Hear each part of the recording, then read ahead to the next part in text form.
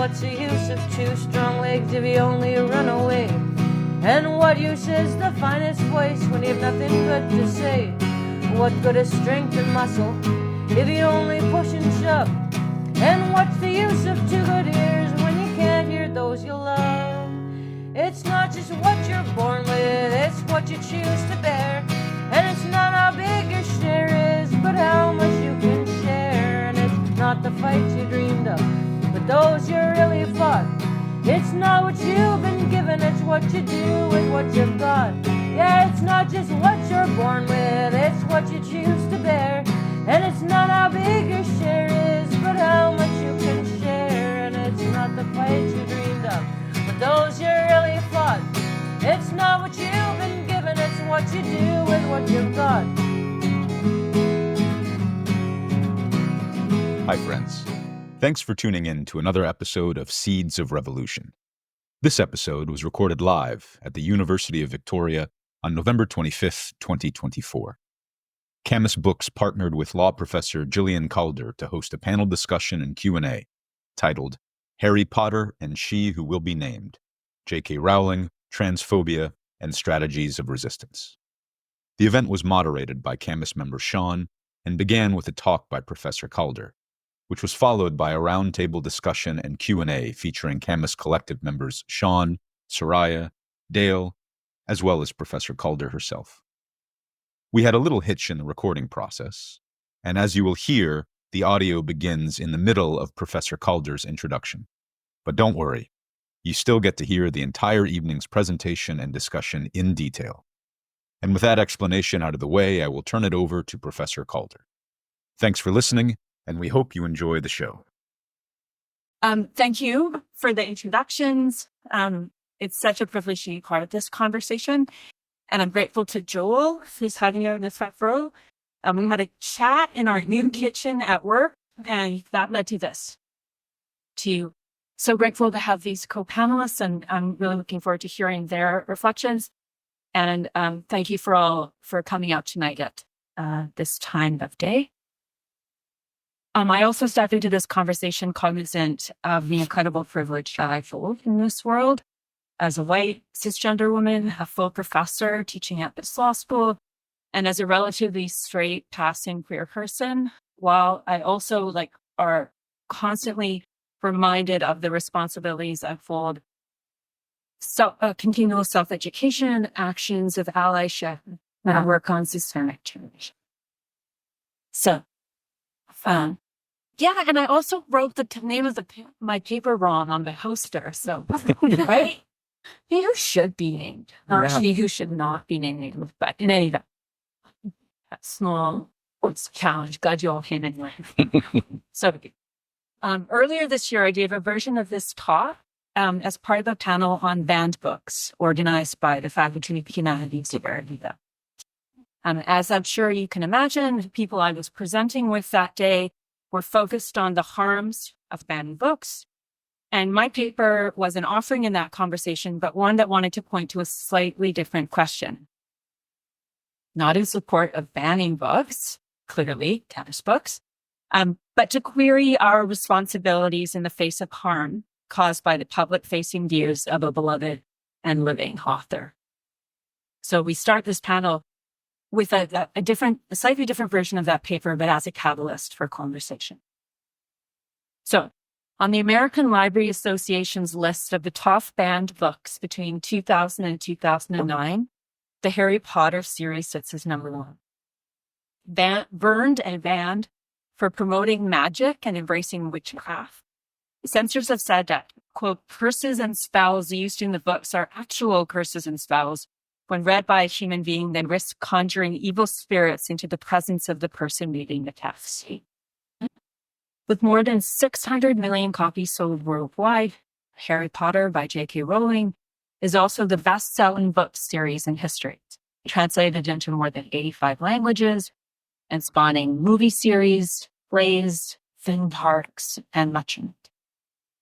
It's also a beloved series with a voracious fandom where the books and movies live on another dimension, including on fan sites, at conventions, in podcasts and fan fiction, in discussion groups, and the like.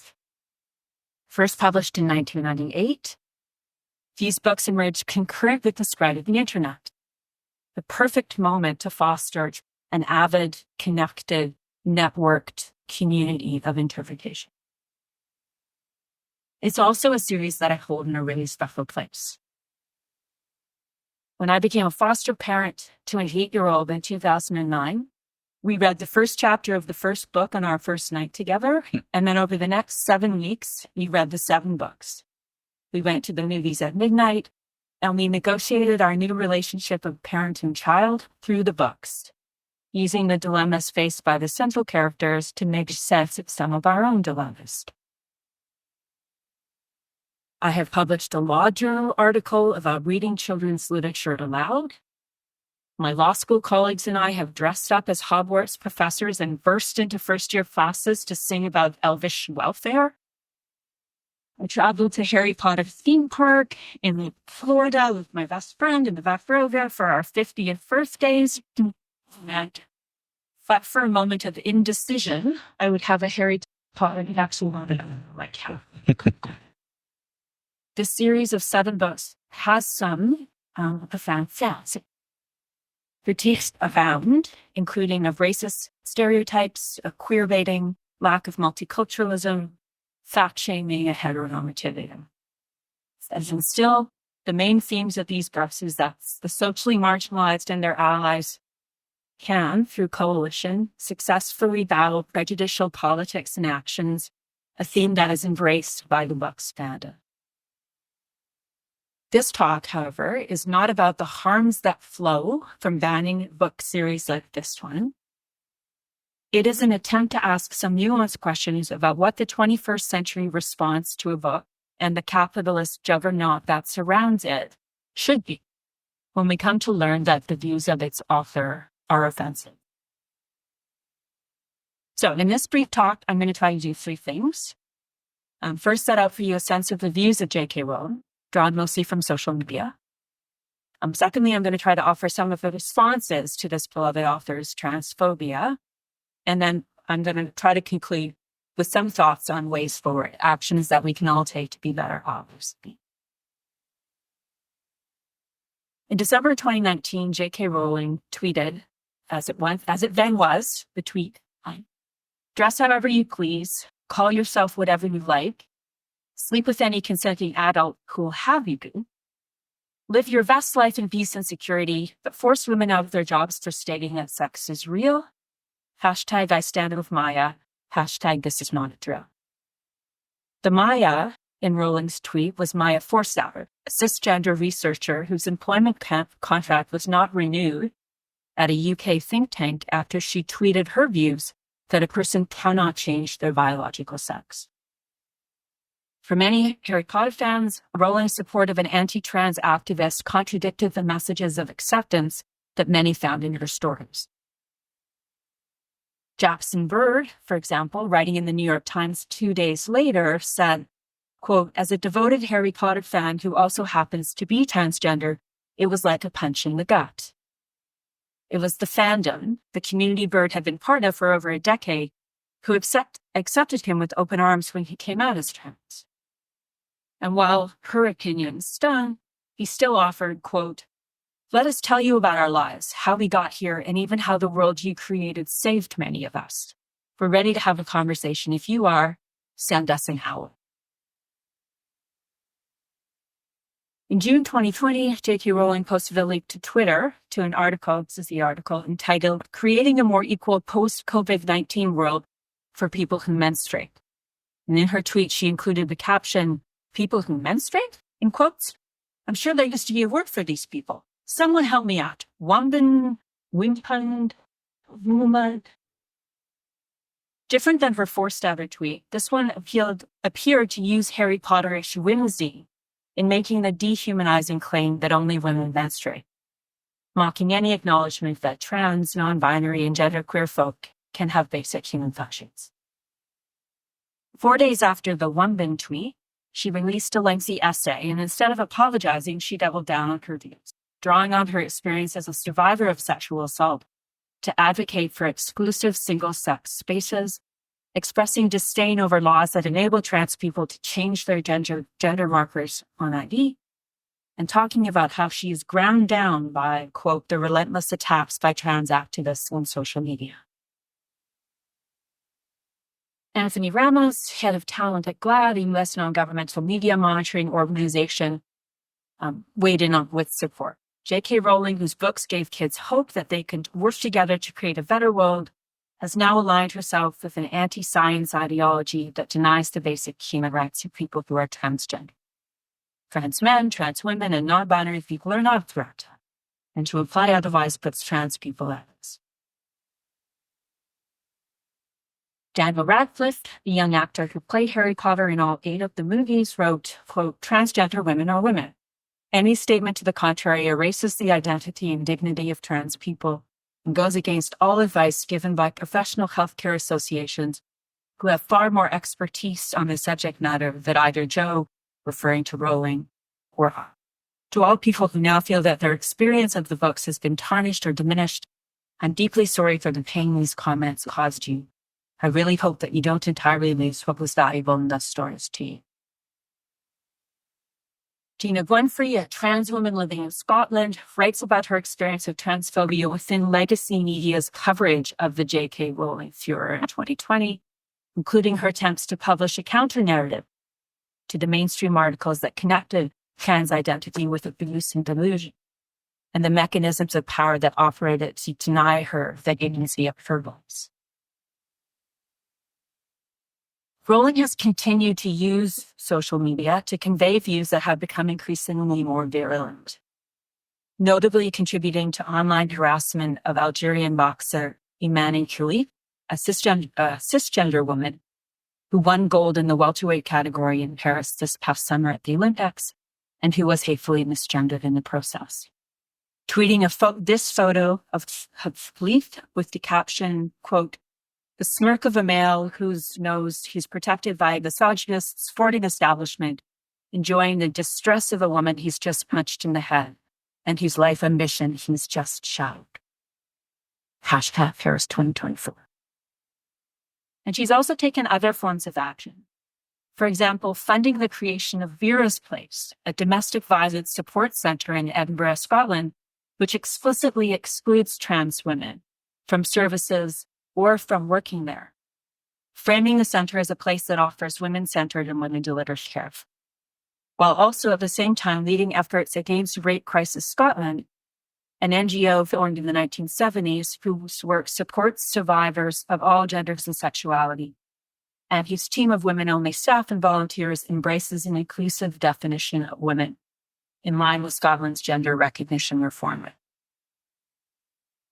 For many in the queer community, a key factor that increases acts of discrimination and violence in our day-to-day lives is emboldening behavior by politicians, public figures, and community figures. JK Rowling's attempts to silence and dismiss her critics through the use of a profound social media platform demonstrates, on one level, the uneven balance that exists in the power between authors and readers. The reality of the lives of trans folk in Canada does not align with the story that JK Rowling wants to tell. Statistics drawn from the Government of Canada's federal 2S LGBTQI+ action plan documents the violence faced in Canada by trans men, women, gender diverse, non-binary, and two-spirit peoples, that is, echo globally. 39% the study found of queer respondents reported experiencing violence due to homophobia, transphobia, biphobia, or other forms of discrimination aimed at their sexual orientation, gender identity, or gender expression in the last 5 years. Sorry that some of this is hard. A 2019 Canadian Health Survey on children and youth of 6,800 young people in Canada aged 15 to 17 found that transgender adolescents showed 5 times the risk of suicidal ideation and 7.6 times the risk of suicide attempt when compared to their cisgender and heterosexual peers. Suicide being the second leading cause of death among adolescents and young adults aged 15 to 24 in Canada. There's also direct harm in the classroom. like the recent actions of the government of Saskatchewan to use the controversial notwithstanding clause to push through legislation requiring schools to obtain parental consent before using a child's preferred name or pronouns. Or the violence in the summer of 2023 at the University of Waterloo, where a professor and two students were stabbed in a targeted, hate-motivated incident in a gender studies classroom. And just this past October, Halloween, for some reason, the government of Alberta introduced 3 pieces of anti-trans legislation. The Education Amendment Act 2024, a blanket veto and disclosure law similar to the one in Saskatchewan. The Health Statutes Amendment Act 2024, which will prohibit doctors from treating young people under the age of 16 who are seeking puberty blockers or hormone therapies. And the Fairness and Safety in Sports Act, which would ban transgender athletes from competing in leagues that are not designated as co-ed. The trans community in Canada is also a community that lives, as so many of us do, with creativity, success, productivity, ups and downs, diversity, and joy. Like our UVic colleague Chase joined, taking bold steps to create groundbreaking art. Or our UVic law alumni, like Cole Caliu, a practicing lawyer in the Northwest Territories recently appointed by the government to chair a student financial assistance appeal board. And in a course that I taught several years ago, Cole handed in a sculpture to answer a question on an essay question. That was one of the most profound pieces of legal advocacy I've received in my 20 years teaching. That's a small snippet. Okay, so how to respond. One option to affect the dissatisfaction aimed at JK Rowling and her views is to embrace the power of social media ourselves. Actions taken in moments like the #MeToo movement, pejoratively known as cancel culture. Collective strategies by activists using social pressure to achieve cultural ostracism of targets, someone or something, when those people are accused of offensive words or deeds. And yet, no effort to separate the art from the artist can ever be fully successful when she's right there, reminding you that she intended for her art to reflect her prejudice all along. Another option is what has come to be known as consequence culture, reframing to highlight the importance to the social movement in empowering those who have been traditionally silenced. A means in which the focus is not on punitive measures of public shaming, but accountability, reconciliation, and rehabilitation, with the goal not of silencing others, but raising awareness, supporting human rights, self-educating, holding people accountable for their actions. Small strategies, like those taken at campuses across Canada when Quidditch was renamed quadball, to ensure a more inclusive sport and to distance the sport, the joyful sport, from JK Rowling and her moves. Or in actions like those of librarians who don't remove Harry Potter from their shelves, but when young people come and ask about a series that they would recommend, they offer the other worlds of choices of queer authors, of Indigenous authors. Or as in the conclusion to Scottish activist Gillian Calder's story, her awareness that joining with others to raise concerns about how a story of transphobia was framed made it more likely to be heard. We rarely affect change by going after the vote. How actions aimed at supporting those impacted by the harms of others is where meaningful and transformative changes likely occur. The law, as well, offers other options, like those undertaken by Philippe this summer, when she filed a complaint in France alleging gender-based cyber harassment and public insult. Brought the suit against X, against Twitter, and named both JK Rowling and Elon Musk for their misogynistic, racist, and sexist campaign against her. Or in efforts underway by non-governmental organizations like EGAL and LEAF to challenge transphobic legislation in Saskatchewan, New Brunswick, and Alberta courts through the use of the Canadian Charter of Rights and Freedoms, arguing that those laws violate trans children's rights to equality and to life, liberty, and security of the person. For me, I work to animate my classrooms as places of anti-oppressive practice, where interwoven with substantive knowledge, students also learn about the privilege that they hold as future legal advocates and officers of the court. And I've put my books away. I don't gift Harry Potter to the babies in my life anymore. And except by reference to her transphobia, JK doesn't have a place in my law school classroom. But I hold on to the knowledge of an 8-year-old whose foundations to the world had been shaken, and with whom the act of reading aloud, stepping into multiple magical worlds, enabled connection, love, trust, and empathy, who is now a non-binary adult with feet in many worlds and an innate capacity to show their support through community and by spending the little money that they have with political acuity and compassion.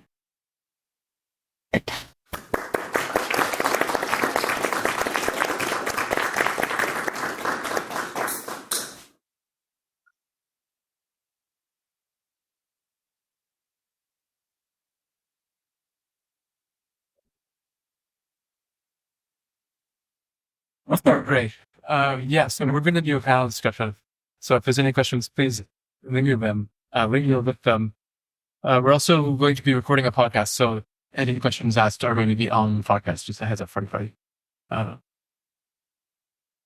being said, we do have some questions to start with as we get through this panel discussion phase. And I thought first, as we go into a broader discussion on transphobia and misogyny and transmisogyny, all the ways that these interact with each other, I thought it'd be useful to do a little bit of groundwork.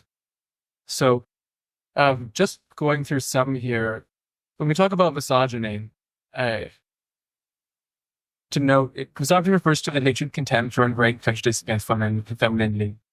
And with these types of bigotry, there are also structural systems that enforce norms, often punishing individuals who are the target of them.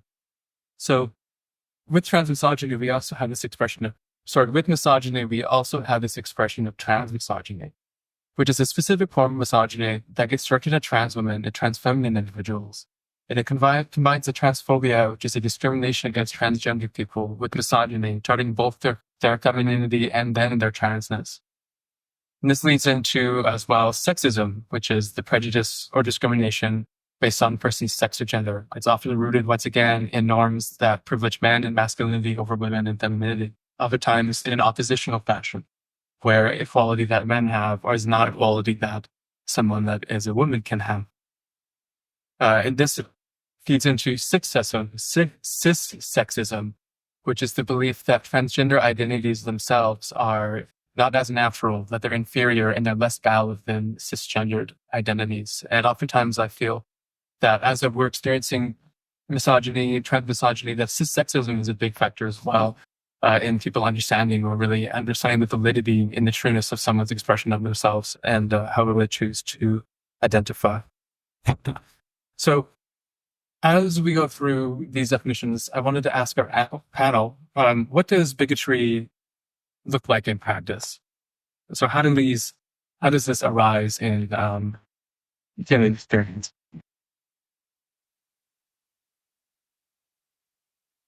Yeah, I mean, I think it's so multifaceted. I think bigotry, I mean, would microaggressions even be included in bigotry? Like anything from something like just, repeatedly not using, I don't know if this is like if someone's like a she, they, but you're only ever calling them she or something. Like something from that, but then like to even like outright violence, I think that's, yeah. Yeah. Yeah, bigotry, once again, get intolerance and prejudice against people based on character sets. And then they arise through these structural things as well. For example, through JK Rowling's rhetoric and through the connotation of these laws that, in various aspects make it difficult for people to engage with themselves or express themselves more sincerely. So I think as well, oftentimes when we are discussing people like JK Rowling or anybody else, any prominent figures that talk about different groups of people, we hear the term hate. So I wanted to ask the panel, In your experience, do you find that hate is an accurate way to address bigotry and discrimination? I don't know. Do you have a opinion?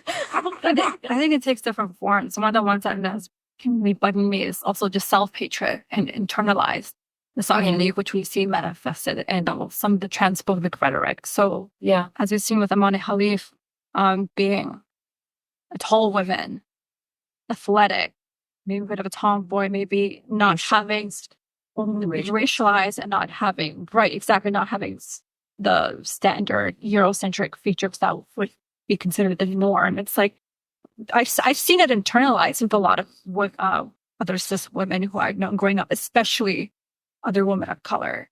And that's where I've seen it manifested, where it's really just,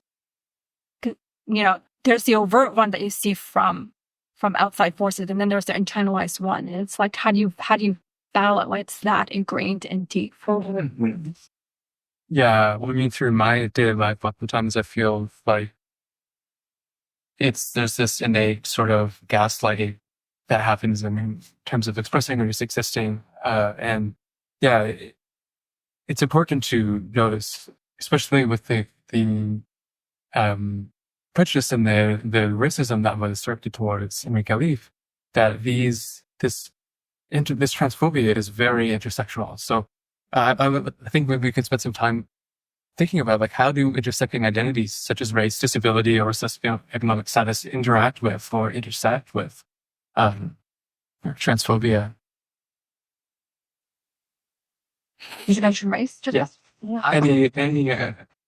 How does transphobia intersect? Well, so for me, being a cis woman, a woman of color, and a Muslim, and also from a refugee background, seeing the rhetoric of transphobia, especially as loud as it's been here in the West, it's raised a lot of suspicions for me right away.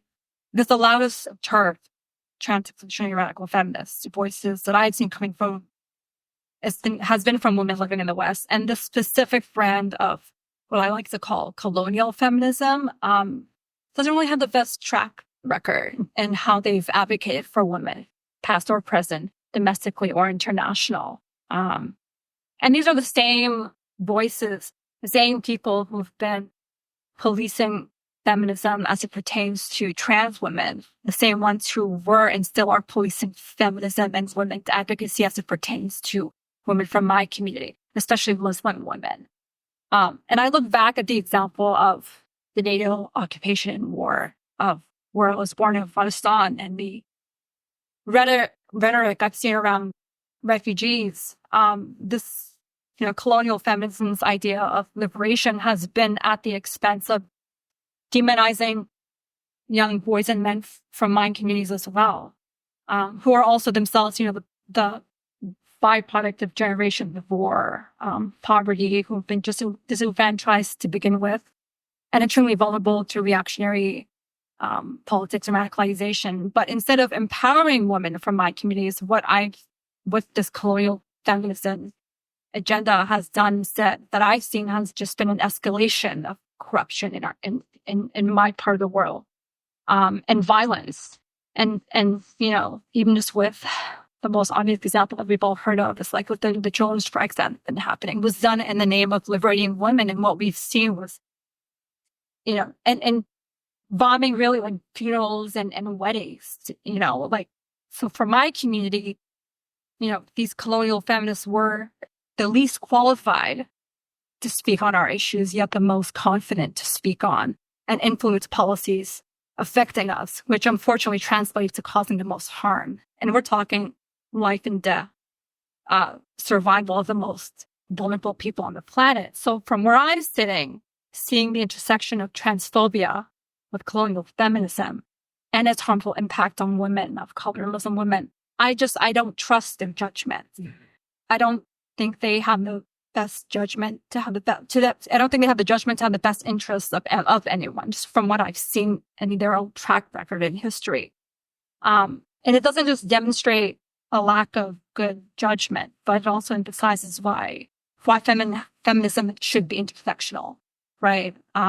why I should advocate for all women, because our issues are intertwined, whether we like it or not. That's just the material reality that we live in.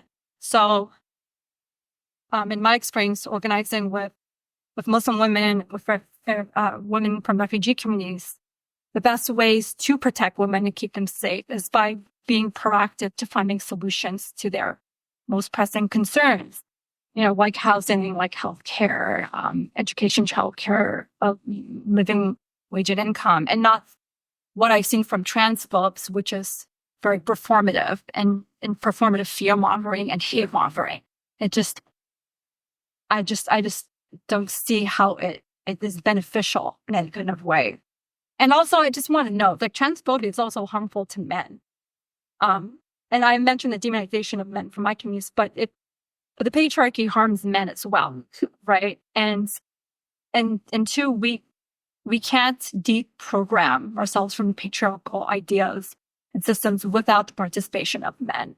And if their idea of feminism is to exclude men entirely, I think it's doing a disservice to the cause of feminism that they are supposedly advocating for, and in fact creating new or worse problems. Mm-hmm. Yeah, it was really insightful. And yeah, I think it's important to touch on this intersection, and then the importance in recognizing the universality of liberation struggles and these forces of oppression that are targeting different people, and then working to separate them in various aspects. So I guess in terms of the transgender world and the issues affecting how they sort of found and affect everybody, Mr. Han, I'm going to say on how this transphobia sort of does affect men and does affect, I guess, the more masculine expressing individual. I don't know if this is like an exact answer to your question, but I'm like reminded of, I just saw this meme the other day that really expresses so well how, like, I think people that are the furthest at the margins, like when we're thinking about what you're saying, like people that are more and more marginalized are always the ones first on the chopping block. And then, but it's always like, it's coming for everybody. It's always going to affect everybody. So to have a perspective of protecting those most marginalized, you're also protecting everybody. But of course, yeah, I think, so I'm not sure if, yeah. Great. Yeah. With a lot of feminism that was particularly, I guess, in some places have seen as more like a white feminism or a colonial feminism, which I think is a really great way to put it. It does enforce very narrow gender norms in one regard, and then does demonize people staying outside those. So I guess what would you like to see in terms of feminism, or like what can be done in terms of feminism to make it more inclusive, or to make sure that when we talk about feminism or being a feminist, that it can help people understand that this is something that actually is good for everybody, and that it needs to center those voices of the people that are most marginalized. So how do we see framing feminism or working with feminism so that it can be more inclusive and to draw people to understand what actually... I mean, I think it's just that, like, taking an international and intersectional approach in, any endeavor when you're trying to learning about something like that, to just be like keeping that always in mind. Yeah. Listening to women from the working class, listening to women who are of color, listening to women from different institutionalities of background, listening to trans women and non-gender conforming people. I think there's a lot we can learn. I mean, right now we're dealing with just going back to quickly about the issue of men, we're dealing with a crisis in masculinity and trying to gatekeep and police what is womanhood and what is manhood is so toxic and threatening to our future. I see these young boys and men who don't know where to turn, and we need a healthy alternative for what is healthy, what is sustainable, what is positive. I think what is a better alternative, and if we don't provide those spaces, they end up turning to these grifters like the agitates and the Jordan Petersons and that Elon doesn't and whatnot. So that's actually one of the things we could do at Camas. You have created sections on, we have, queer and intersectional feminism. You've got creative sections on masculinity as well. So we can have those healthy alternatives and to push back from these kind of transphobic rhetoric that is very gatekeeping and policing of what gender is. Yeah, I'm really dependent on white supremacy as well as colonialism and a very strict gender binary. And that becomes quite essential to that. Yeah, as I touched on in my acknowledgement, gender, people existing outside of what we currently understand of the gender binary has existed forever across all cultures in the world. And with this imperialist effort, really to help subjugate people, it has been essential and very explicit to make it more difficult to be gender non-conforming. They have laws of how people can present themselves, have laws passed of how people can deal with inheritance. So people that were gender non-conforming weren't able to actually pass things on to their families and build these networks of support. What types of art and expression people can do, as we see with drag man. So there's this, not just this violence that's being directed at people because of or on the basis of their gender, but they're also affecting the way that people express themselves or make money and engage in the world, as well as the really violent as well criminalizing of sex work, which has been something that people have turned to not as a necessary last resort, but as a way to continue to sustain oneself. So, yeah, really important to recognize those things and the colonialist impact of gender. And I think, reflecting on my own experiences and how even the term transgender is relatively new, and most people for history wouldn't have identified with the way that we understand transgender now. And the part of that for me has been trying to understand, being trans or being cis is I'm not, in both situations, I don't have to subscribe to any sort of gender norm, where I felt when I started to understand myself as a transgender person that I couldn't be masculine, that I had to try to lean into femininity more. And because I wasn't supposed to be masculine.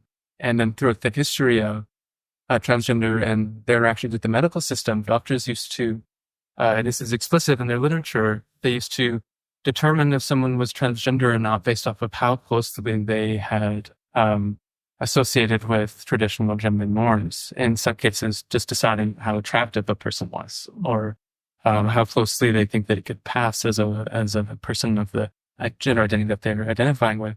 And in this process as well, would make people remove themselves from their communities and live an entirely new life under new names. So there wasn't really an existence of trans people.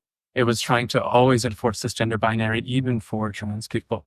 So understanding that within the binary, and even within the transgender interaction with the binary, there's so many different ways that people understand themselves, even outside of the term trans. And all of these are really innate expressions that we have, and they're really important to really foster. In some ways, I see these targeting of people based on gender as almost like a canary of how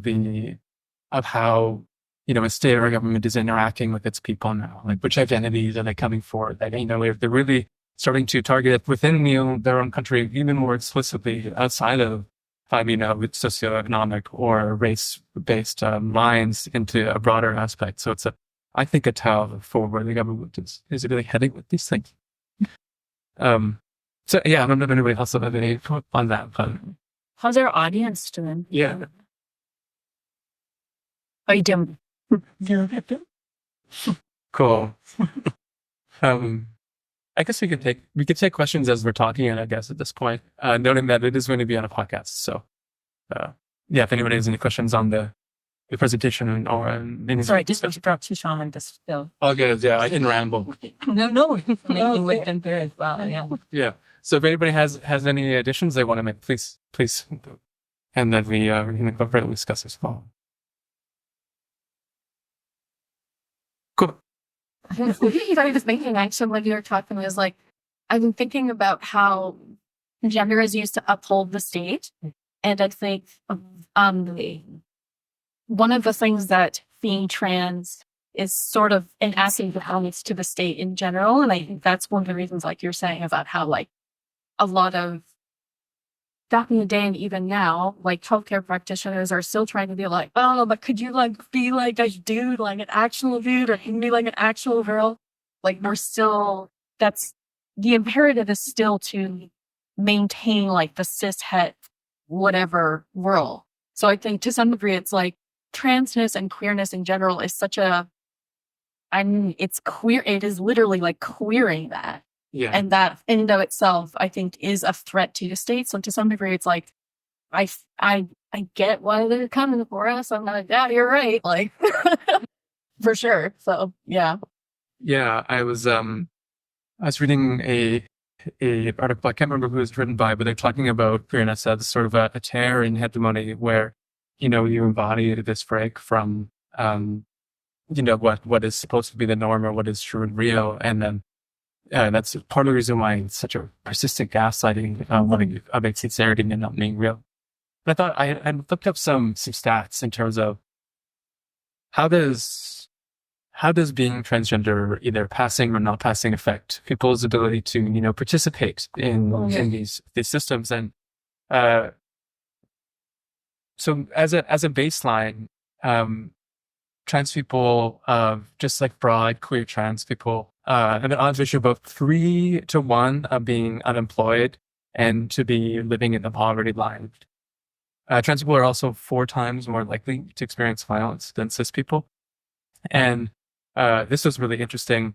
If someone is, and this is, I think, as I've went through these numbers, I think this is a really good way for us to understand like the value in gender diversity in trans people and understanding the misogyny and patriarchy in these structures more broadly, is that when trans feminine people are passing as a woman or as their identified gender, they receive on average 12% income decrease.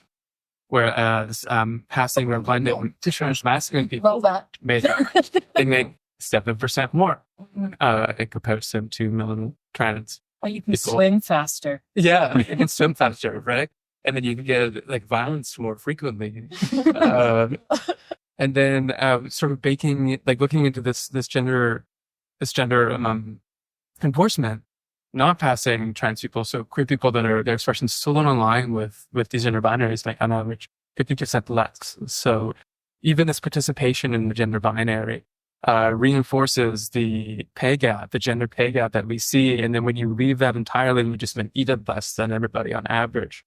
So I think that these lenses are really interesting ways for us to understand these structures that cause so much harm and discriminate people. And also, the numbers are quite small of how many folk are identifying. And I know there's like none of us. Like why? Well, yeah, like none. There's not enough. But I'm like, when you think about it, it's like 5% like for less, right? So it's like, yeah. And then Alberta got up those 3 pieces of anti-trans legislation, like that huge effort in order to go after folk who are the most marginalized in many ways. Trans people. Did you? Relevant. I have a question. I have to Yes. but the one relevant to this conversation, this is not really a statement of what I believe, but I want to get y'all's opinions because of this minority number, because of the way this has been, where we have been targeted. I worry that talking about this just feeds the fire. Mm-hmm. Talking about which part of the numbers? Not the numbers so much as just like,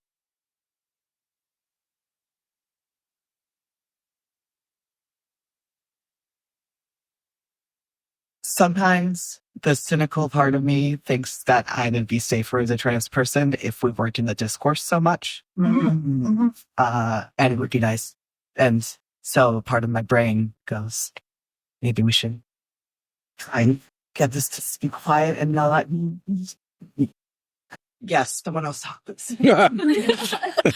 thank you. No, that's awesome. And yeah, I feel like that's a very fair concern that like I feel that too. Like it's infuriating that we're so few people just like minding our business, doing nothing.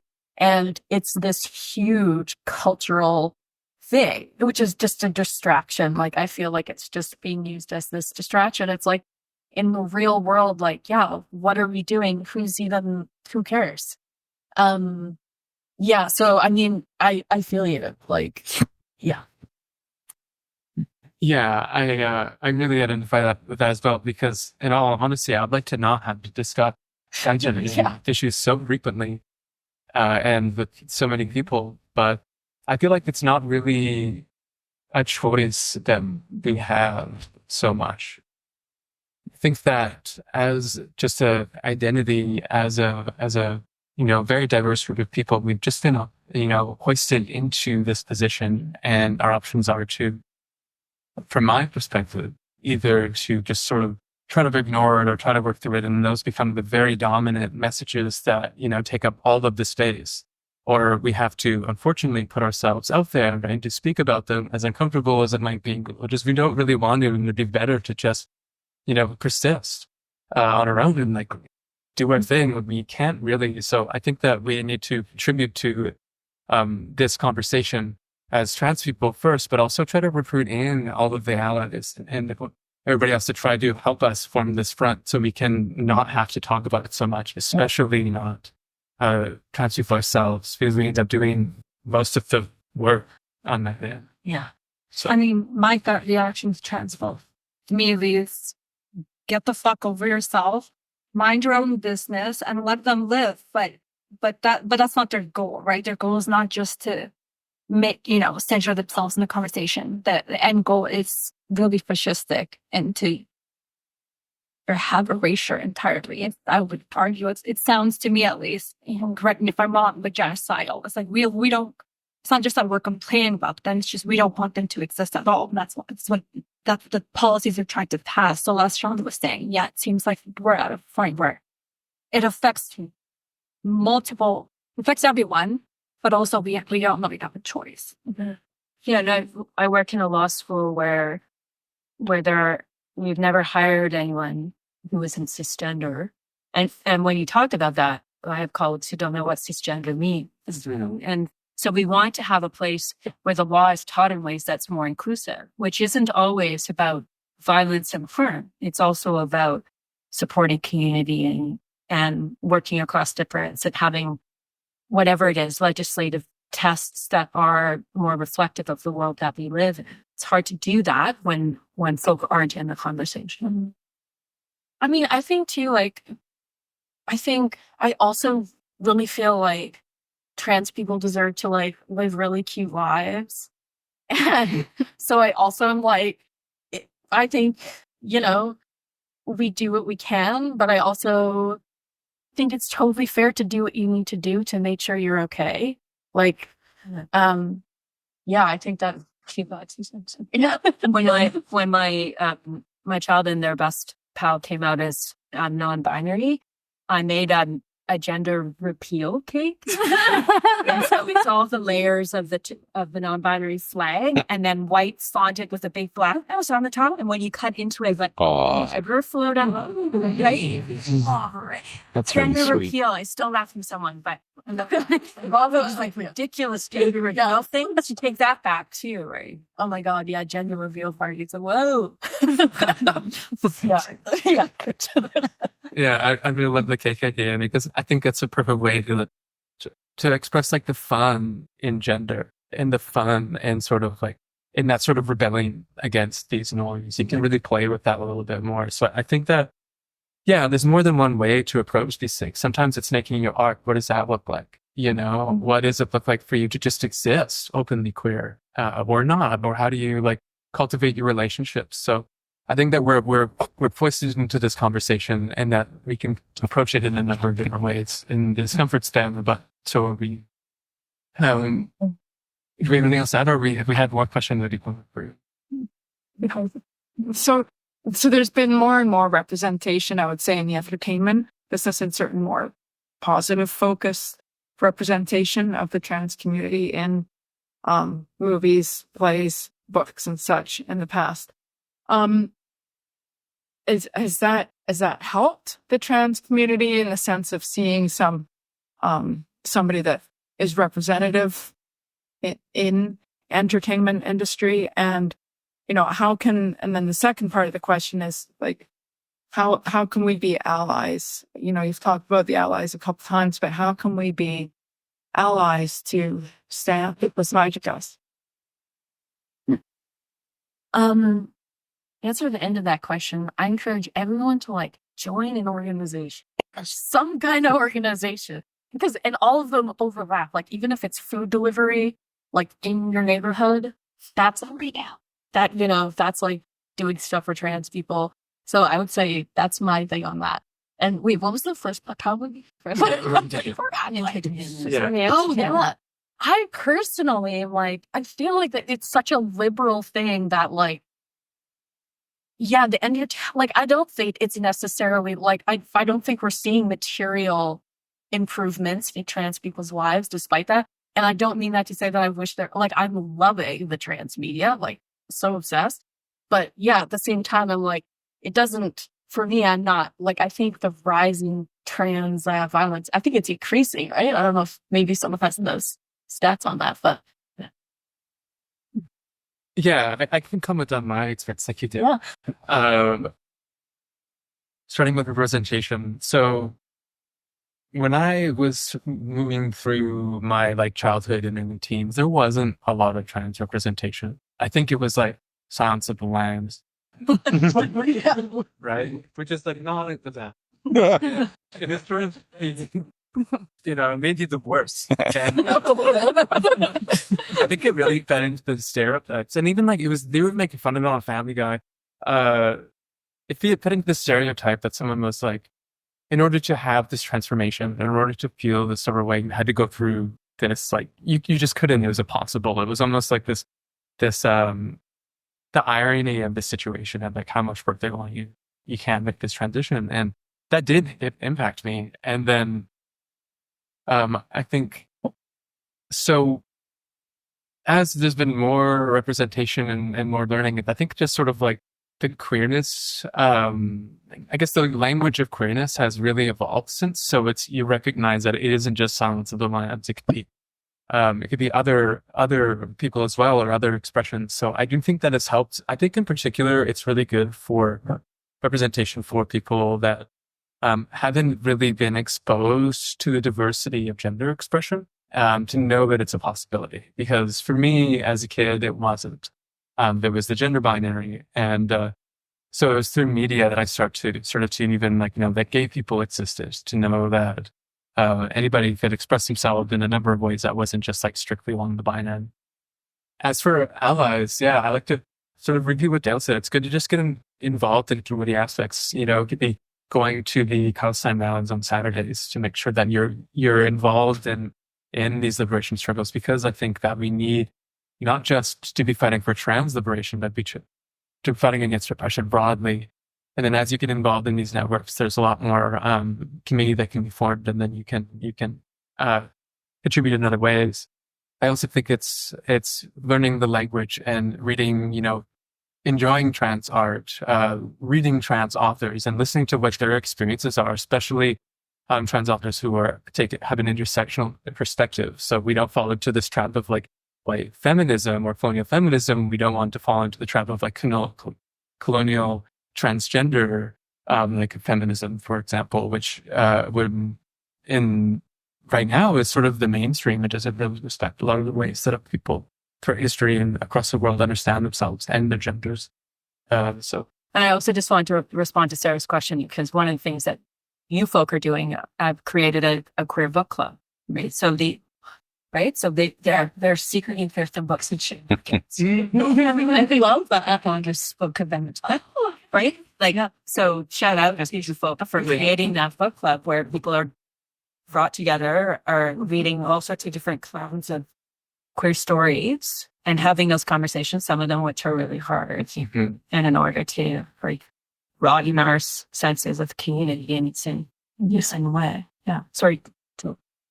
Joe. I'm just going to quickly add one word before it gets Joe. I would tread carefully around just representation. Yeah. It's something that we've seen used as a tool by the state, by capitalist corporations and all that. I mean, that's something I've heard repeated often in the Black community is not all skin folk or kinfolk. I've seen that paralleled with women, with Muslims, with other people of color, other marginalized communities.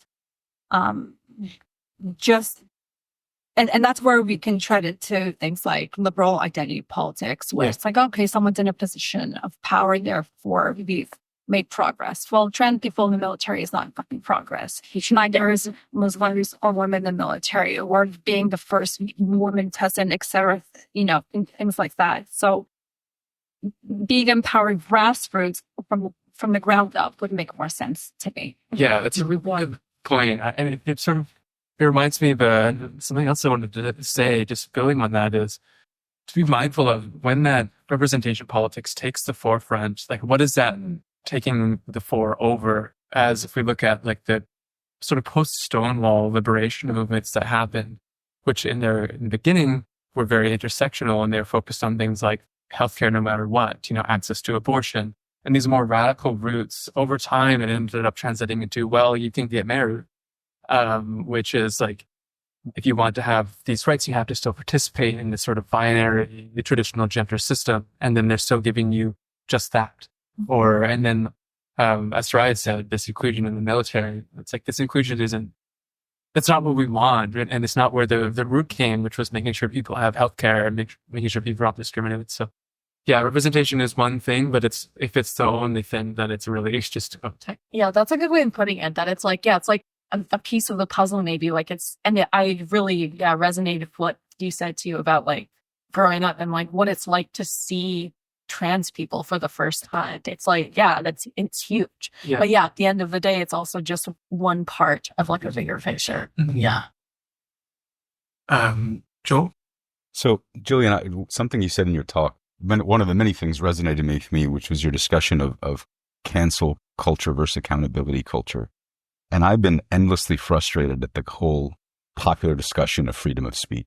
And even among people who seem like they should know better, don't understand that freedom of speech is a protection against government, not a protection against people being held accountable. And so I guess my question is sort of twofold. One, why do you think, maybe assuming you agree with me, why do you think there's such a refusal to understand what freedom of speech actually means and incorporate it in situations where it clearly doesn't apply?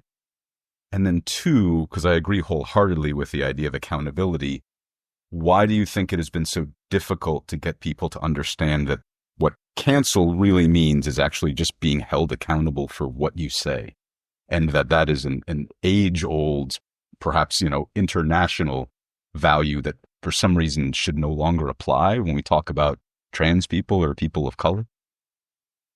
Yeah. Many good questions in your questions. I mean, cancel culture got kind of a bad rap there too for a while, right? Because it was really about holding people accountable who were doing horrendous things. And then the language of cancel culture then became this pejorative thing. And suddenly something as extraordinary as the Me Too movement then became this thing that was harmful. On the freedom of expression and freedom of speech question, I think there's also a really huge difference between how that language is used in Canadian law versus how it's used worldwide or in the States, right? Because we have the parts of the charter that also say you have to think about restrictions when they are what it means to live in a free and democratic society, and that there is no just free speech, that we are, violent speech is not a protected form of speech. But the words that are coming at us are from a different kind of place. And I think it is the larger rhetorics of American domination, the way that social media has been taken over by folk who are of the view that you should be able to say whatever you want without thinking about the impacts that has. So it's not a very satisfactory answer, but I think from a legal perspective, there are different strategies of supporting ways of interacting and doing that with a sense that freedom doesn't mean you get to do whatever you want. Freedom means we have to be taking care of each other. Mm-hmm. Mm-hmm. Yes. I'm going to ask this, not expecting literal answers, but just thoughts. So how do we deradicalize turfs? I personally ignore them. But that's maybe not a useful tactic. But I don't know, like to some degree, when we're thinking so like really broadly of like, it kind of reminds me of your earlier question about like things being like blown up that are really small. Like, how many turfs are there actually? Like, can we just like move on without them? Like, can we just be like, sucks to be you? Bye. I don't know. That's not a great answer, but I love what Judith Butler says, which is when someone quotes Judith Butler, like that's really like annoying. But anyway, you can't be trans exclusionary and a feminist. So there's no such thing as turfs. Like you can't exist as someone who holds those views are that's very contradictory. Yeah. I think in the UK it's become the language of gender critics, and it has become much more powerful as a rhetoric in that context as well. But I like to think that there are quite a ways behind the conversations that are taking place. It's like asking how do you deradicalize conspiracy theorists? Like you give them the truth and they just can dig their heels in even further. And that's a good question for thing I'm still trying to find the answer to myself. I just, I read the essay that Joe wrote that you referenced earlier, and I'm so sorry. I was closeted and having a moment. But there's a lot in there that's her personal experience of misogyny and like talking about masculine people as trying to like escape misogyny. And I think a lot of TERF stuff comes at least a little bit of that place and went through that. I mean, conspiracy theorists are a good reference point because like they are identifying genuine problems and misattributing the actor. And I think TERFs fall into a similar category of like the problems you have are with patriarchy, not with trans people, and how to have those conversations, I think, is something to talk about.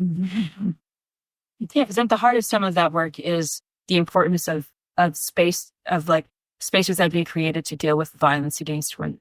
Those are things that we share as a community. That's something that we want to create space to address, but to do it in a way that's exclusive of folk who are also, requiring care is really problematic. Yeah, I think that There's a question. yeah. Sorry, I'm down your name. Just dovetailing off of the past couple questions. One of the quotes in the speech in the presentation was about freedom of speech does not people and freedom of content that we've been discussing previously. I think one of the things that I've had trouble, and it sounds like other people have had trouble addressing this in a process play, is that consequences are usually when people put stock in methods of accountability. And I found that the problem is that when you have people, even if JK Rowling is a microcosm of a larger issue, who don't recognize these issues of taking responsibility or holding responsibility, or even some of the methods that Gillian talked about recognizing the legislative protections, recognizing the spaces, the protective spaces. Is there any way, and I know this probably won't be answered today, about kind of addressing how people have approached maybe having these people realize that that this shift of mindset really happens in an acceptance of responsibility rather than the ignoring of consequences. Does that make sense?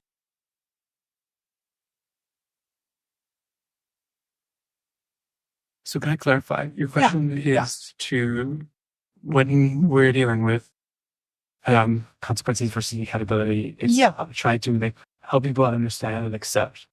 Yeah, because you could come down as a court, you could come down in policy and say these are the policies we'd like to implement, these are more liberal policies, et cetera, but and these are the consequences for which you have acting against this legislation. But unless somebody puts a belief in them or a truth in them and hold that kind of inherent and have that kind of shift of mindset, it technically only gives them the weight that they ascribe to it. You know what I mean? So I think that's kind of something I found in terms of addressing TERFs, addressing people who are counter to probably the views of everybody here tonight that I found a little bit difficult in addressing. And I was wondering if anyone ever had any experiences and kind of ways to approach and maybe shift those mindsets and not just kind of have places where it might be a little bit more of an echo chamber like we have here, where everybody hopefully believes in trans rights, right? So that's something I just wanted to throw out there if anybody had any opinions on that. So, I mean, when the goal is transformative change, yeah. sometimes law is not your best. Yeah. Is there a way and over that we can, or like, what is your approach to as a teacher and as a mentor, how do you integrate this into your, like these learnings into your teaching? That's a great question. So I really believe that the whole body thinks, not just the brain. So I think that legal education has to be, we have to be meeting our students at their different kinds of learning styles. We have to be thinking about the classroom as a lab of engaged learning that, and we have to try different methodologies. We have to use different kinds of evaluation. I mean, the AI computer could answer almost any legal question that gets posed these days. So why do we need lawyers and law students? And if these folks are going to go out and hold incredible power in the world, how can we ensure in their time, their 3 years, 4 years in this building, that they leave here as humane professionals, as people who are creative and ethical problem solvers? And that doesn't happen by talking at them. It happens by getting them engaged. It happens through experiential learning, which isn't just going to a clinic, that is actually work with problems, try to see the connections between the courses that we're asking students to study, those kinds of things, using literature, using art, using other ways of knowing and being. This university teaches law transsystemically, which has a program that centers Indigenous single orders and thinks about how to see the different ways in which law exists in Canada in connection to each other. So, that's kind of a waffled question answer, but a dynamic classroom is going to create dynamic problem solvers. And then the law is incredibly powerful, even if it is very conservative. But once you have access to that power, you need to use it in a good way. Is there a way that we can take sort of these approaches that you have in the classroom and then you're teaching into like sort of embodying that more in our personal interactions, so that we can try to, if we're talking to people about, say, transgender issues, or we're talking about any sort of, form of discrimination, is there a way that through your teaching that and your strengths here that we can help it even on a conversational basis, promote that learning and promote that engagement, so we can have people coming out of conversations in form? Yeah. Well, I'm thinking, to what, all of what I'm saying, I'm like thinking about how do you deal with TERFs or conspiracy theories? I'm thinking about it dynamically. I feel like that makes so much sense to me. People need to come to things on their own. And it sounds like that's kind of how your teaching style, which I feel how do we, engage with people in a way where they're encouraged to find something out themselves? Because I think what you were saying, where it's when people have these beliefs, they just dig their heels in. You could say anything. It doesn't, we're not intellectually going to be able to change someone's mind. But I think thinking about it in a more body sense of when you're doing, what you're saying. Yeah, Joanna was talking earlier about storytelling in the classroom. I mean, because students really love it when you say, well, what do you think about that? Mm-hmm. Right? That doesn't actually go over super well. We do it. But and we were talking about storytelling. And I was also talking about, I used to teach a course called Sexual Orientation in the Law. That was the one queer course here at the gospel.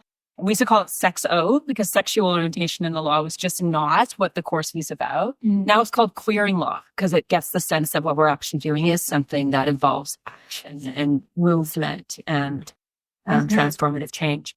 But I was also talking a little bit about 1 year that course, the whole course, the students put on a play. We put on a play.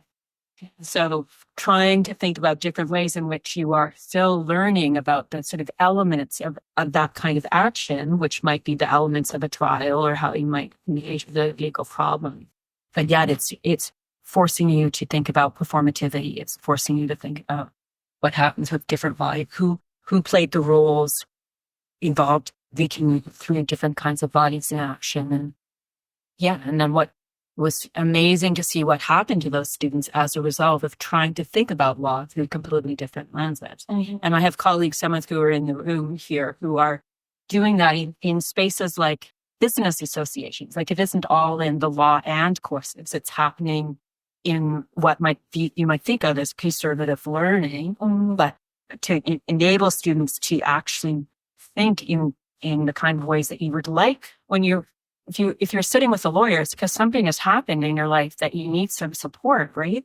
And you would like the person sitting across from you to be able to understand you and also to think about the problem that you're facing in a way that respects your expertise, but also is able to step into your problem and help you in a way. And how do we train people to do that? It's pretty tricky. Yeah, and like, how do we bring that same, I'm just thinking in a community level of like, how do we bring that same energy into just like community at large? I'm like I'm imagining like some kind of like family movie where like, oh, this whole community for some reason has to team together and get over their different plays. Like, how do we like make that happen? Like, we can script random people to like make plays. I don't know. I feel like that could actually like work. Yeah, I think it could even be just like plays and these different forms of art. I know for me, like one of the most, I think, profound moments in my self-discovery was listening to a harsh noise album called The Origin of My Depression by a trans artist in Yuba. And it was like, whoa, this is a really intense emotional experience here. Like, what's this all about? And as I started to understand the background with this album, it really started to sort of like bring above or bubble these moments into me. Like, I do kind of feel like the scratching noise.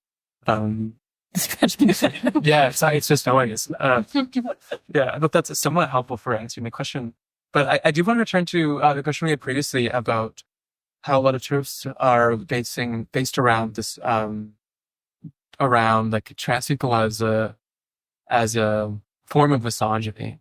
And this really permeates through a lot of sort of the transgender knowing, where throughout history, someone who is trans feminine who was seen as someone that is so fetishizing a woman that they're embodying that fetish. And that was the legal understanding for quite some time. And sometimes this is still the case, which I think is disgusting and clearly not the case. But we get this aspect of misogyny. And I think when we think about Rowling and think about Ian Kelly, where it was because of these, because of, I think, not being white, being brown, being larger in stature, there's this racism aspect that played in, and this almost like this smaller white woman was like beat up, punched in the head, quote, by this person, and it presents trans people, even though is not trans, as a misogynist, as a predator in these spaces, and then it leans into that very real I don't want to say fear, but really real hesitancy that women may have because there's like cis men violencing them. But that a trans person isn't in their identity being misogynist against somebody because they want to be in a space. In fact, it's much safer for a trans woman to be in a women's space than it is for a trans woman to be in a male space. And it's sort of a safety thing. And like you said, feminism can't really exist without understanding this intersectional aspect. And trans people especially trans feminine people, also feel those fears of misogyny, and then you're putting them in danger. So there needs to be this form of solidarity and understanding, I think, between people, so we can recognize that why would someone actually make these decisions, or why would they want to be in this space, and not just trying to friendlize this like aspect of they're trying to they're trying to invade. It reminds me of actually like the idea of femininity as being entirely a construct. Yeah. Like I think that's sort of what reinforces that a lot of the time, is that masculinity is like this inherent thing, but femininity is like this fully made up like nonsense thing. So to sort of take it on is seen as performative because femininity is seen as performative. Yeah. I mean, how exhausting that these rules that they're applying to women, that you have to act and look and be a certain way, affects our ideas of belonging, acceptance, and whether we're even allowed to be loved, which I hear a lot from trans people. And so they're saying you cannot have any of those things unless you fit that mold. Or they are so fucking tiresome and demoralizing and debilitating. I've seen a lot of these girls end up just giving up on being in sports or being themselves, and ironically enough, cutting off pieces of their face and body, try to fit into that mold, having these cosmetic procedures, or like, which we all can also be called gender affirming surgeries, to be accepted as a woman. I see this happening with cis women, and it's just really, it's really sad. Yeah, I can speak to a little bit in terms of surgery and the sort of like medical aspect. So like there is a real issue with, the medicalization of, trans people. It's not a medical thing. People are innately who they are. But there is a real aspect of gender dysphoria or gender congruence where people, myself included, can see their body and then not feel like it's theirs. And this is why things such as hormone replacement therapy or even gender affirming surgeries actually are harm reduction. And for trans people, though, there is this, it's hard to even talk about, I find sometimes in the trans community, because there is a little bit of like gender norms and gender binary and in the idea of passing or blending. But there is also this very real aspect of, well, when I look at myself, I expect to see someone who's feminine. And there's things that someone can do in order to lessen that friction that they feel for their every day. So, yeah, it isn't really more balanced to find, but there is, and it does lean into the binary that I think ultimately, and I can read that about entirely supportive of people who are through any sort of medicalization to like lessen those frictions that they feel. And when we're understanding gender dysphoria and congruence, it's not just this aspect of how you see yourself, but how you like identify with your body, but it's also how people see you, or like a social dysphoria. We're being read as the wrong gender all the time, and used also.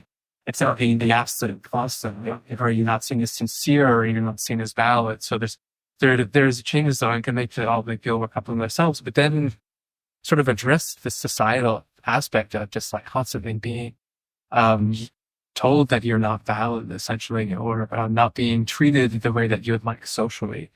And then there's also, especially, not as much in Victoria, but elsewhere in the world, it's very dangerous to be trans. It's very dangerous to be visibly queer. And it's almost like another aspect of safety where you can not be identified as a trans person, and then you're not subject to the incredibly disproportionate violence that they face. So I was like thinking of Mary Hurl's story, right? Yeah. Of facing that extraordinary harassment and then like winning gold, awesome, so cool. right? And then seeing the crap out of everyone, Yeah. also awesome, yeah.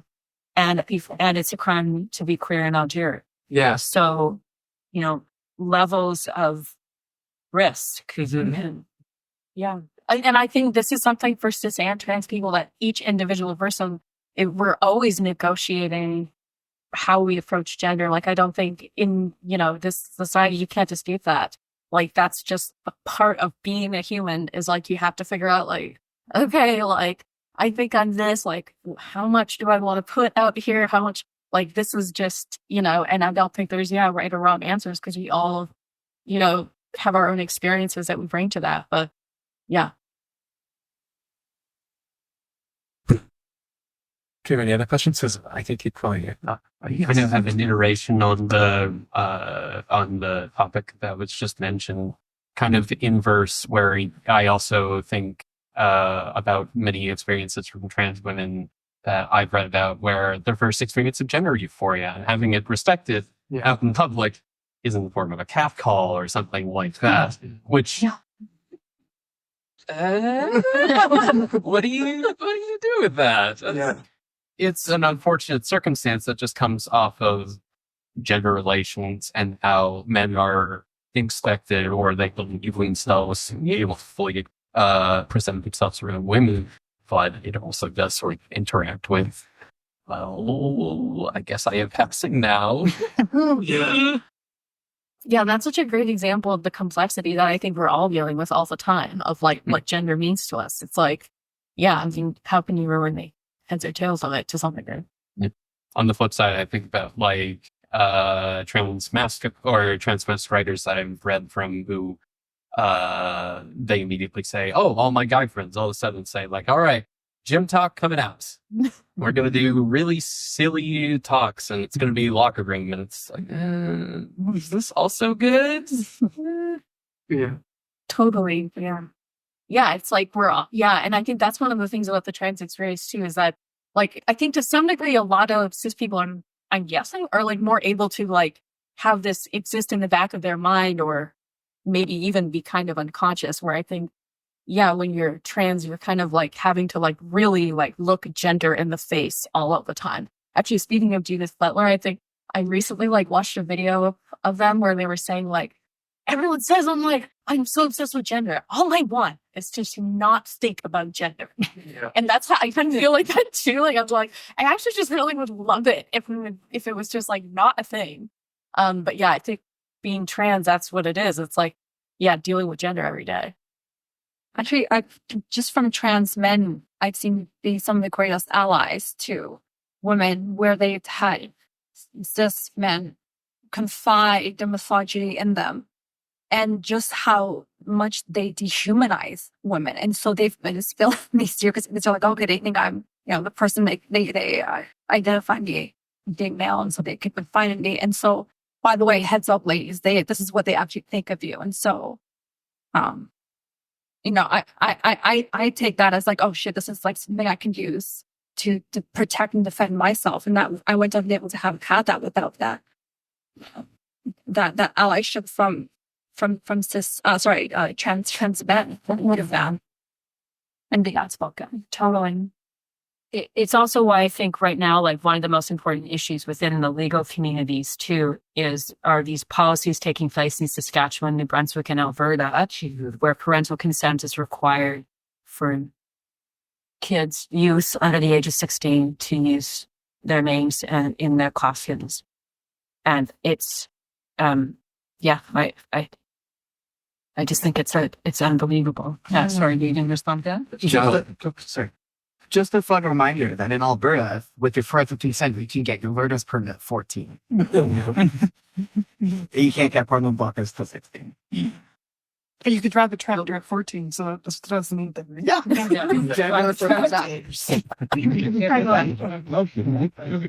The technical way. We've got a question in the back.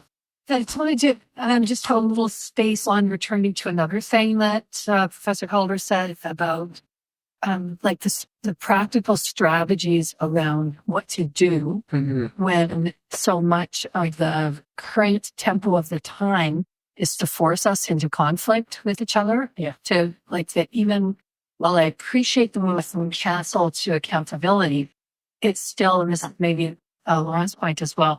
It still keeps us in a fight around people being made to account for things. But you never, or the experience of kind of doing the forum theater is that you can't change the bully directly. And the bully will be changed through connections to other people who will help them move like that. Yeah. And I think that's the point I take from much of what I've heard about the panel too, is that the bullies are part of our problem of the wounded, but you can't go straight in. Yeah. That doesn't mean people who are going straight in shouldn't go straight in. It's like events, and everything is reduced to a way in which the heel spoilers lock in. There is no movement, but we're forced to reduce ourselves and the other. So even in the turf bed, like, who is this turf? Like, who is this trans person? Mm-hmm. So we're how to maintain enough texture for ourselves to keep breath in the living of it, and figure out what the strategies are that let us not fight, but figure out, like, what would it look like as allies, not to figure out what the ally needs to do, but all the ways kind of support structures can be put in place. And it just, it's like, it's vague. It doesn't help us. And when and I mean that in all the places where people are doing allied work, feel like you're under attack all the time. Mm-hmm. And so it's hard to not go back out straight into the battle, especially when we're in law, because it's set up as if adversarialness is some strategy. So to just hold my hands up to everyone doing this work, knowing that it's very hard not to be pulled into a very structure that flattens experience. And so many of them, like Melbourne, Tusabia on the Boo and the Saskatchewan on the legislature, is to be called out. Yeah. The legislative thing is to be called out. It's harder when we're looking at people, because how to find ways to deploy ally strengths to do small, ordinary things that allow people not to just always be a statistic.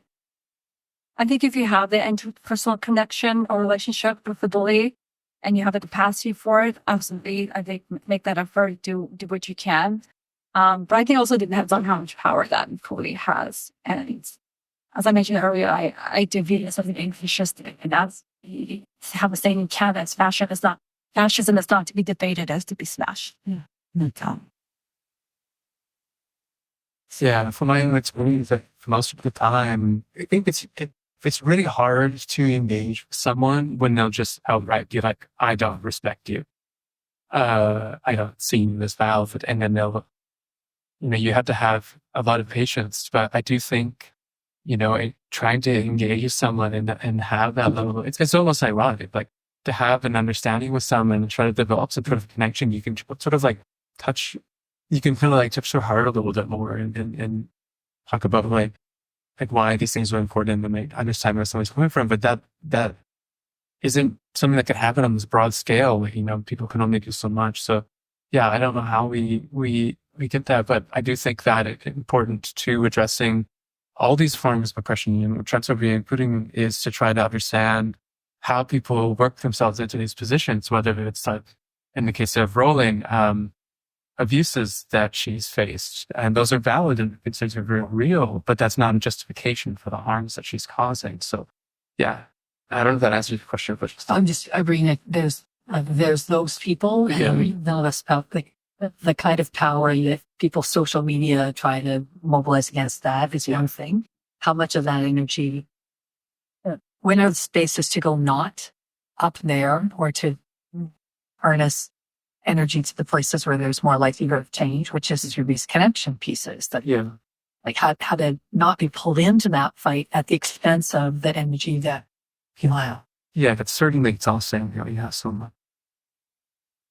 Question? This is probably specifically for Mr. Calder, but how'd you get the nice trans bathrooms here? How did we get gender inclusive bathrooms here? In this building specifically, because like it's just here on the sub, right? Just here in the sub, yeah. Except that there is a bathroom policy on campus for new buildings when they're being built. Yeah, it's really good. We just pushed.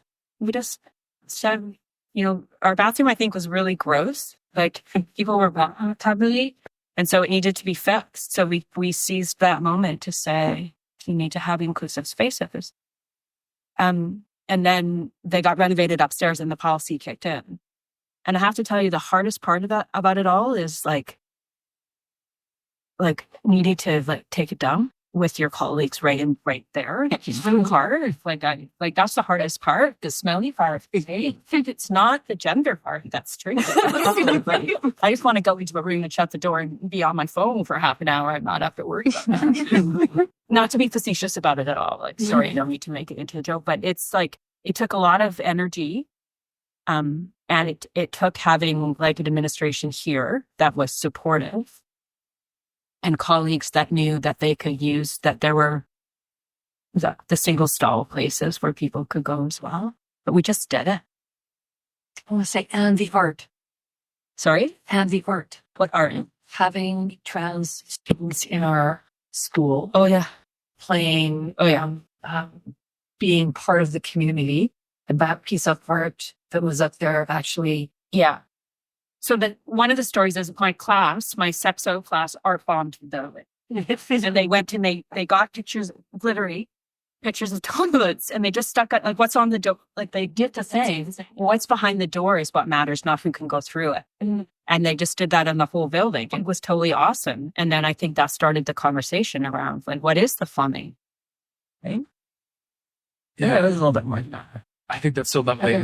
I'm a real proponent of art as transformation, and I think like art bombing was such a great way to be a little bit transgressive, right? But also be functional. So I think too, with different, like promoting different art spaces or just rogue art, whether it be stickers or whatever, having that around starts to sort of like queer the space a little bit more. And for me, I see things and it's like, I'm a little more comfortable because I know there's like queer people around, like writing those or like stickering things, and I think they built the change. And then what also happened, and maybe you're pointing to this story too, Rebecca, is that some people then got upset when the glittery art was out the door because they said, now I don't know what door to go through. And so they complained. Yeah.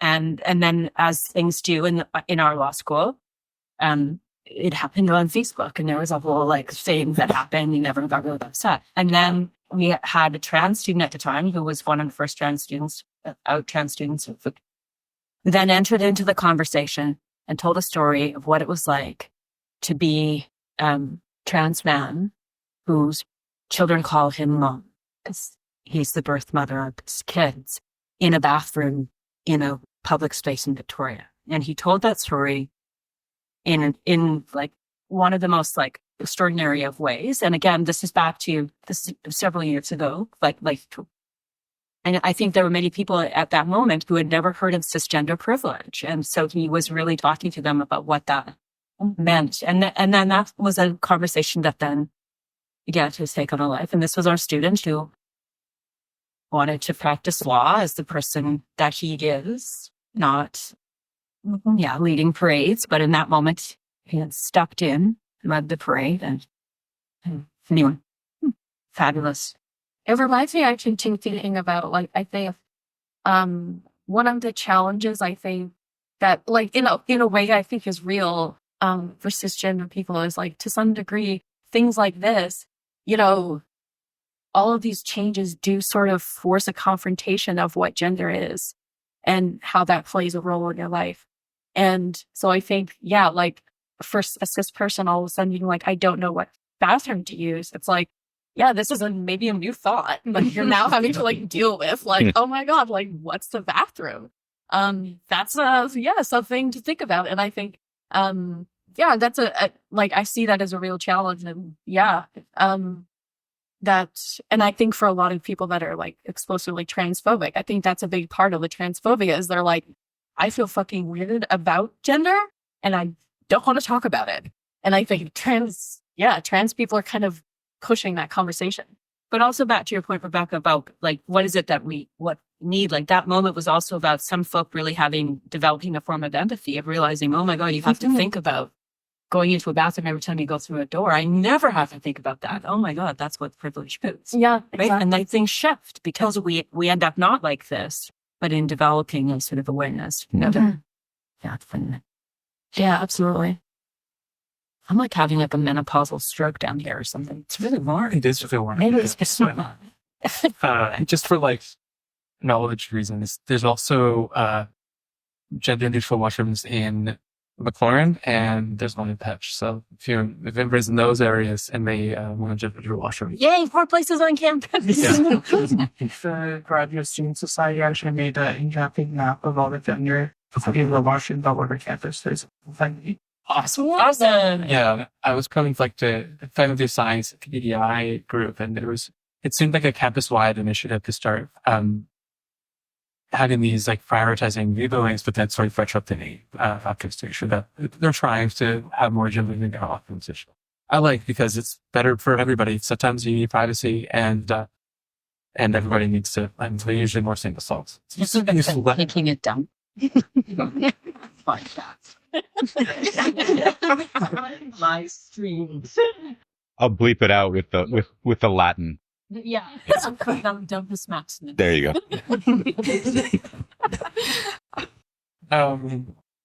Yeah. So as we are like about 20 minutes, maybe less. So if there's any other questions, put those hands up. Otherwise, I'll spend on going for a while. I just got a question. Maybe Jilly knows a little bit about it, considering it was kind of around her presentation. But I think we touched on some of the issues about maybe passing as a trans person, and how that kind of maybe plays into these weird bathroom debates and this kind of bugaboo that they have around bathrooms. And I actually didn't know that JK Rowling had this domestic violence charity that explicitly excludes trans people. And I think one of the debates I've seen going back and forth when JK Rowling came out about with all these bathroom debates leading up to her tweets was everyone was like, how would you know? You've probably shared a bathroom with a trans person in your life and you had no problem with it because everyone just goes to the bathroom. It's not weird, right?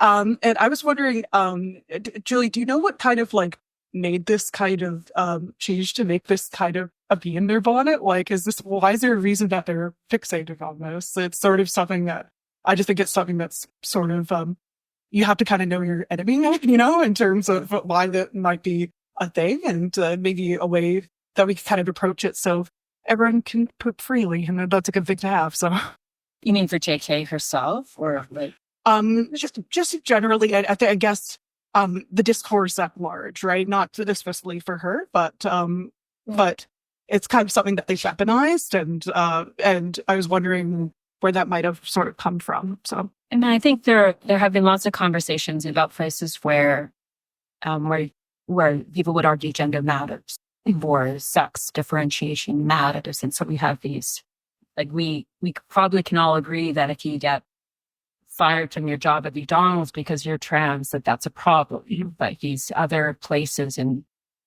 in Canada, it played out, first of all, in a rape crisis center where a trans woman wanted to volunteer and was not allowed to do that. So, and then it traveled through to what is the definition of a woman became ultimately the question there. But we see it in prisons, you see it in sports and these places.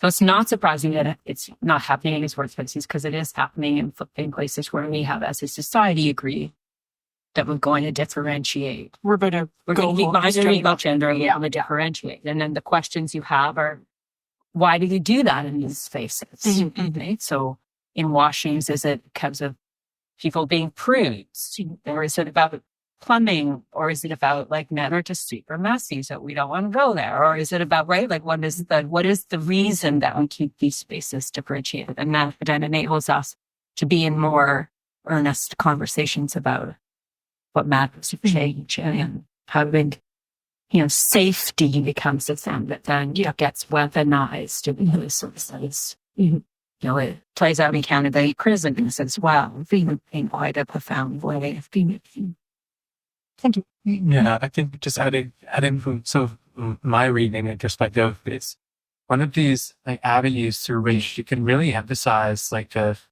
the trans person as a predator aspect. Yeah. Like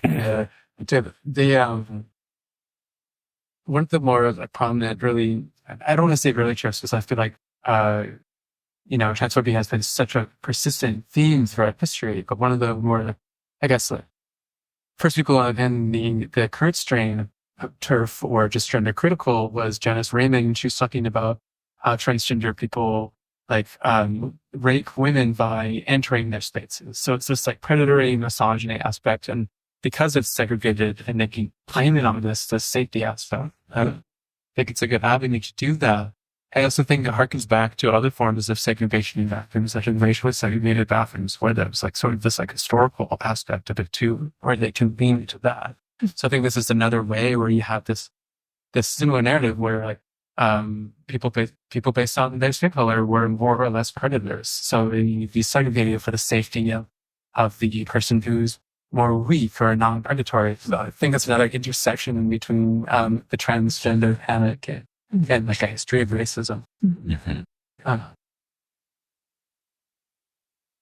Is that a question or was it? Well, it can be. I guess. I'm just thinking about like I don't know the Canadian context. This is not my question. This is just me commenting on what you're saying. Yeah.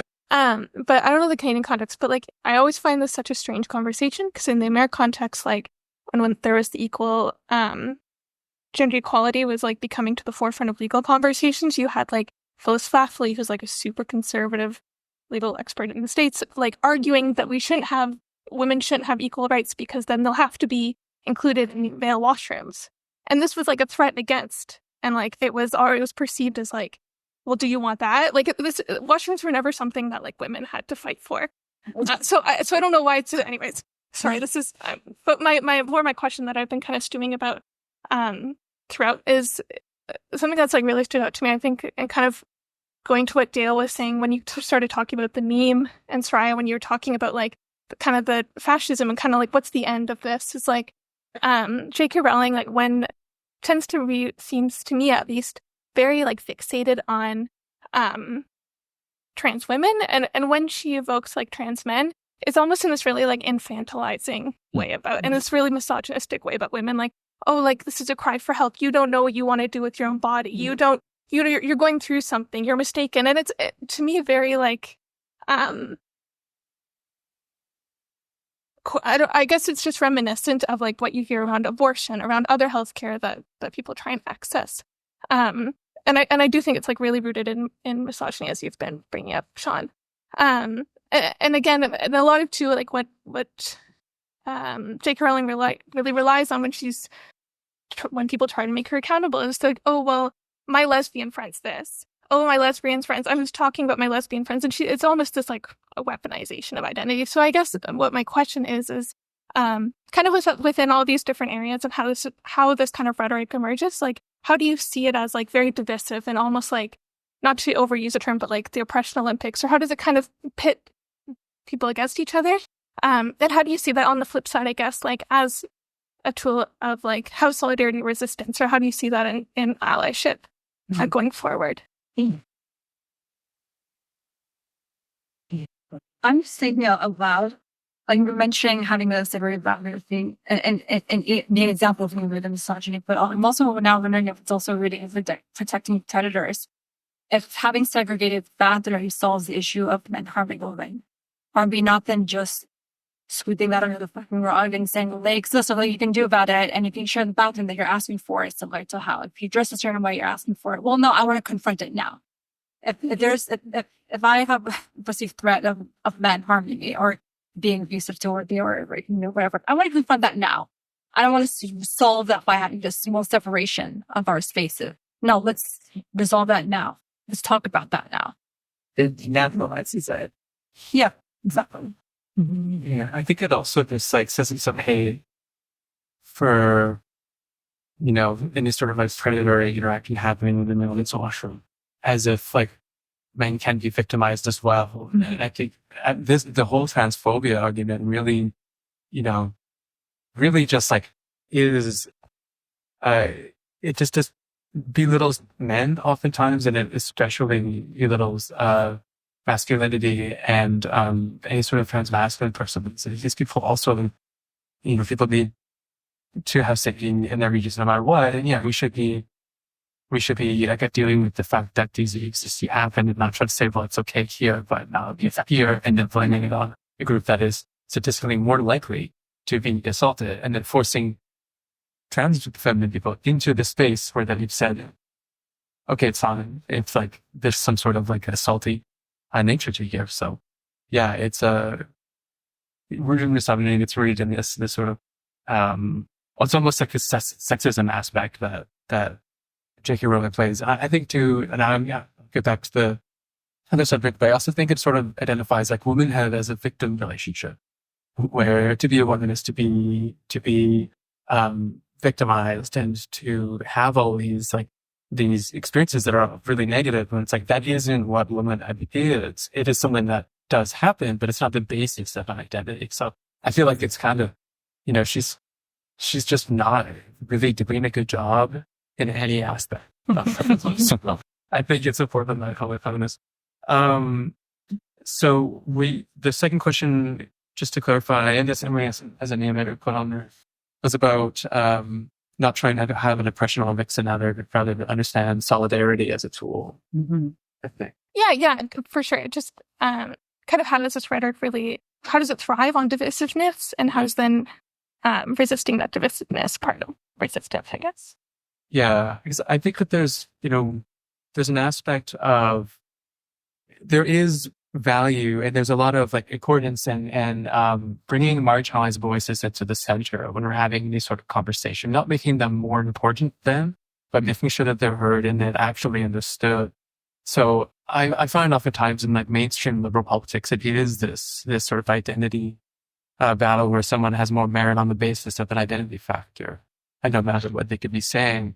So I think it's finding this balance in making sure that marginalized voices are heard and are taken seriously and are seen as valid, while not saying, well, because someone is various identity, therefore they have more merit to talk in this conversation. And I think that also impacts, earlier we were talking about that almost crisis in masculinity, where I think a lot of particularly young men feel like they've actually been, they've been excluded from this conversation when it's, I think that's just an expression of divisiveness. So I think just reinforcing the aspect of this is just making sure people's voices are heard and taken into consideration. And I think in organizing, for example, at Camas, we do consensus-based decision-making.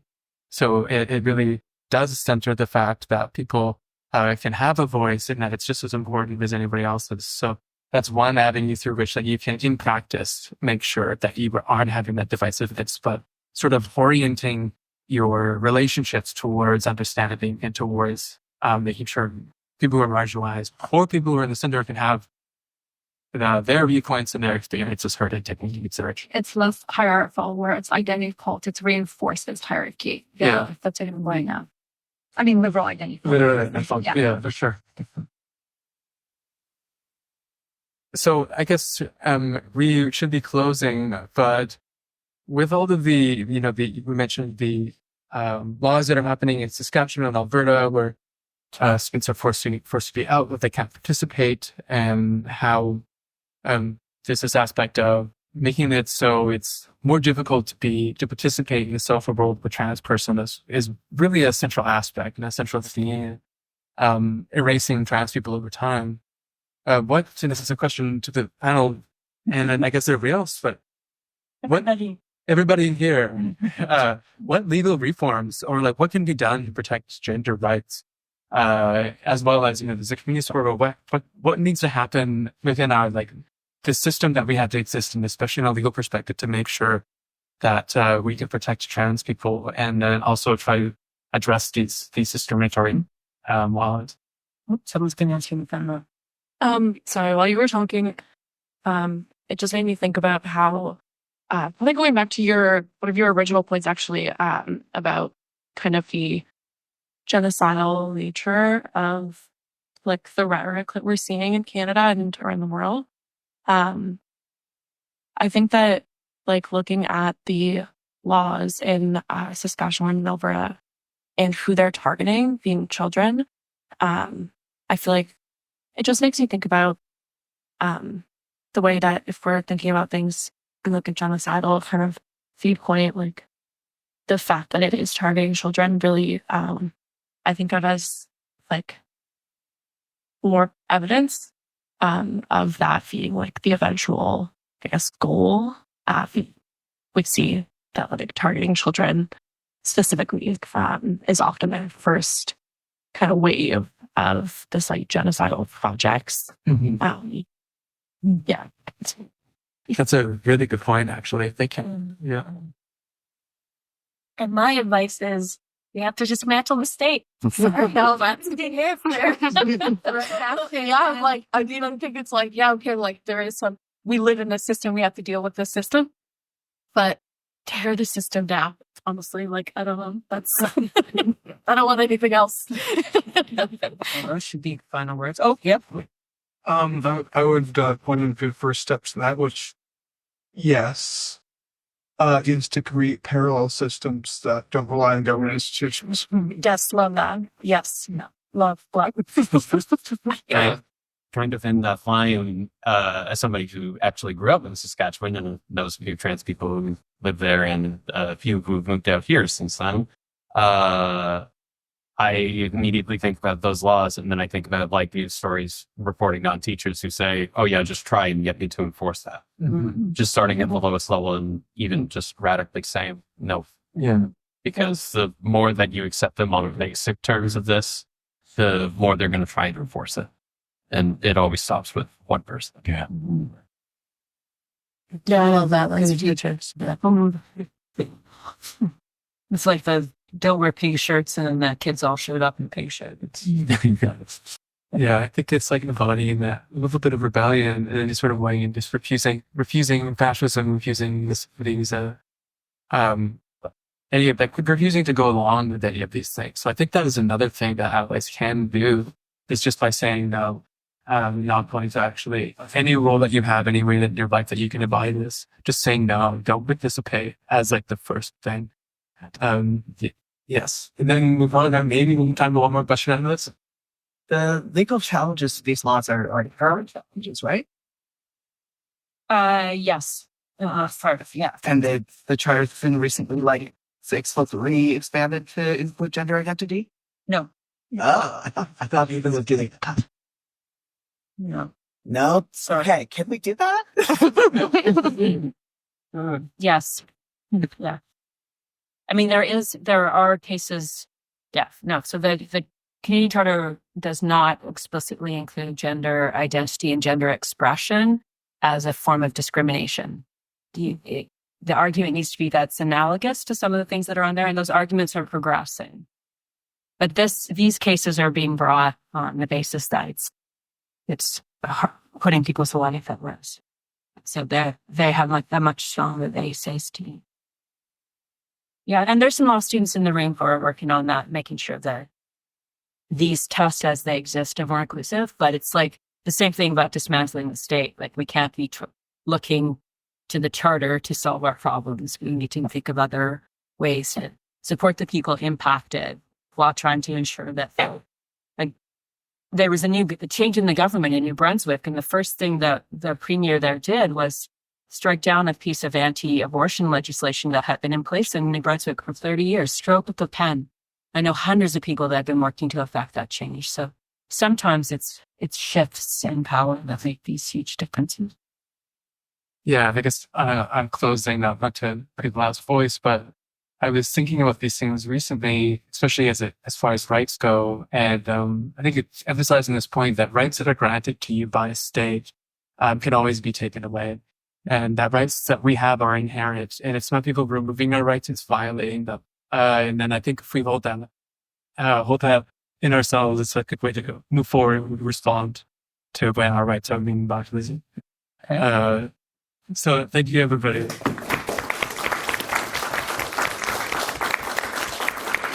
Jesus Christ came back today like you threatened he will.